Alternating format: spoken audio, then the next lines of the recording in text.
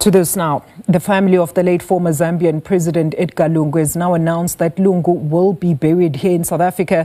This after a feud between the family and the Zambian government not reaching an agreement on how to send off the former leader.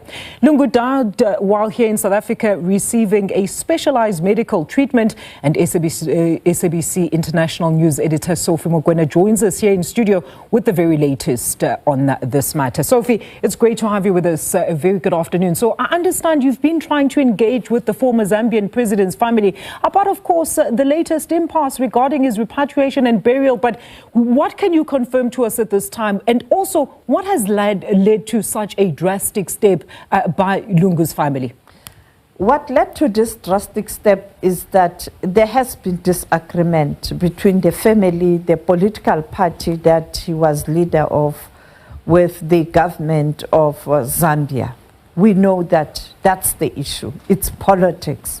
However, the family is saying there were certain issues that they agreed on with the leadership of Zambia, the current government, and therefore it looks like they are not implementing all those agreements. But truth be told, the political party that he belonged to, the PF, was always divided in terms of what must be done. And clearly, then that led to them also, some of them influencing the family to take a hard line. And therefore, the family, you know that on Wednesday, they had agreed that the body will be repatriated to Zambia for burial. And the government of President Hakainde Hichilema had agreed to accord him a state funeral. But when we were at Lanseria Airport from 6 a.m. until 1 lunchtime in South Africa, nothing was happening. And we suddenly saw the Defense Force officials who were there to ensure a proper send-off, and DERCO officials starting to prepare to leave. And it became clear to us that the repatriation was not going to happen. And yesterday, last night, we saw President Hakainde Hichilema making a statement that now the mourning period has ended because the nation can't mourn forever and because there's no agreement, and expressing his disappointment that they couldn't agree with stakeholders from Lungu's side in terms of the funeral processes and the burial and the repatriation. And therefore, according to the Zambian authorities, they've done everything that they could to try and agree on this issue. We know even President Emmerson Mnangagwa did send his vice, that is Vice President Constantino Chiwenga, to try and mediate, because President Mnangagwa had a strong relationship with Lungu.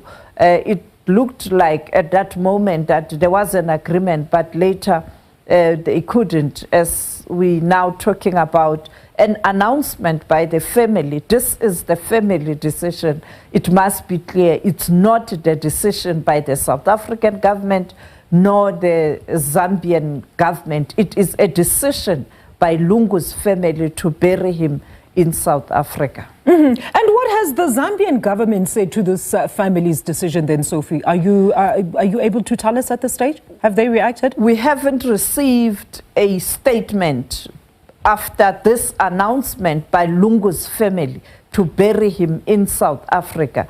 As I pointed out last night, the president of Zambia, Hakainde Hichilema, did announce that they can't agree, and they've done everything as government to try and ensure that there's a decent burial according to the protocols of that country when a former head of state has passed on, but they couldn't agree. So it reminds us, as I pointed out previously, when Lungu was the president, that there was always tension between Lungu and Hakainde Hichilema. You would recall when Hakainde Hichilema was on the opposition benches and he was leading the opposition, he was constantly being harassed, being arrested by Lungu's government. And when he lost power, now the tables have turned in a sense that now the former president was not happy about the sitting president, and the relationship continued to be sour, and here we are now. It has to do with an old misunderstanding and disagreement and feud between the two, when the other one was in the opposition and the other one was in government. And it looked like they couldn't resolve that standoff up to where Lungu died, and therefore now these issues that the family, the government, and South Africa is caught now in this crossfire. A very quick one, Sophie. I know we're out of time. Who then bears the cost? What will be the role of South Africa in this funeral?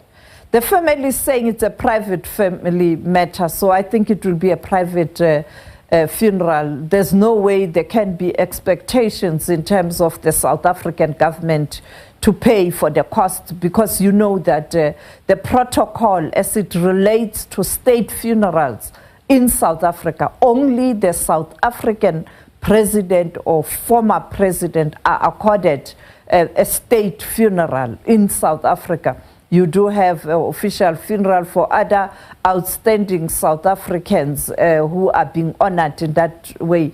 But I can't see South Africa taking responsibility here, because it's not provided in terms of the laws of this country, but also the protocol as it relates to funerals that the government take responsibility for. So now the question is, will the government of Zambia assist? We don't know. I don't think so, because clearly the family doesn't want the government of Zambia to be involved. So clearly it will be a private funeral, and I think the family or those who are close to him will have to bear the costs.